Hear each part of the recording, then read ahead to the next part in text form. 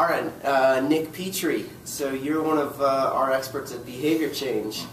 And, you know, a common thing that I hear in the classroom is, how do I get this person to change their bad behavior? Right. You may have some insights into that. Yeah, we do hear that one a lot, don't we? More so than people wanting to know, how do I change my behavior? There's always some other person at work, Of course, right? because you're the hero and the Right. other person is the... Right. Yeah.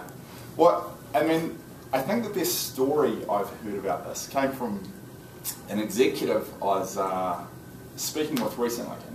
And so he was saying he got the best advice ever from his mentor at work. So the executive's name, I'll call him Keith. And so he was saying that he had this problem employee who would always turn up late for work.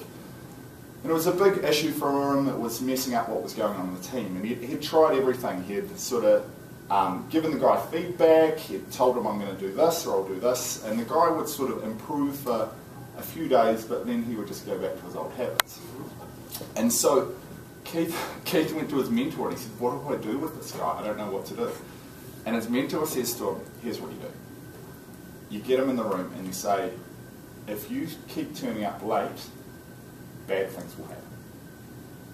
And Keith said, that's it, that's all I tell him. He said, just tell him that, bad things will happen. And so Keith walks out, he's like, that's not going to work. Why would that work? And so he gets this guy, brings him into his office, he says, listen, if you keep turning up late to work, bad things will happen. And then he just... I feel scared. then he just leaves it and he walks out.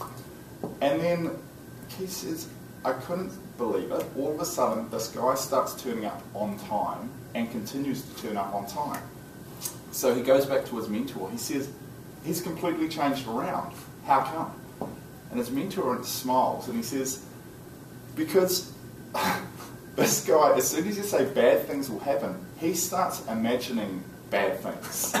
And you don't know what scares him. You don't know what concerns him or worries him. So if you tell him, I'm going to do this, he sort of thinks it over and thinks, I can handle that. But once you actually just give him an open slate of things to think about, worry about, he will pick up the worst things he can imagine and feel very uncertain around, is it going to be this? So that's all you need to do. So I just thought it was a great example of how you can get someone to change their behaviours without having to know exactly what will motivate them. So a couple questions then, Right. Nick. This is interesting. One, do you think this is HR approved? Do you think you would recommend managers doing this to their employees? Well, this guy was in HR. Yeah, okay. So it was approved where he was anyway. I mean, I can't see the issues with it. Okay. Absolutely. All right. And the other thing is, we both have kids, and our spouses pick on us a lot. Do you think this would work for our spouse or our kids? I wouldn't recommend Okay. trying it at home. I mean, I've experimented with various methods I've learned in the workplace at home, and usually they're seen through quite quick in home. So I for one, am cautious. Cautious. Yes. All right. Good recommendation for me. Thanks, Nick. Appreciate it.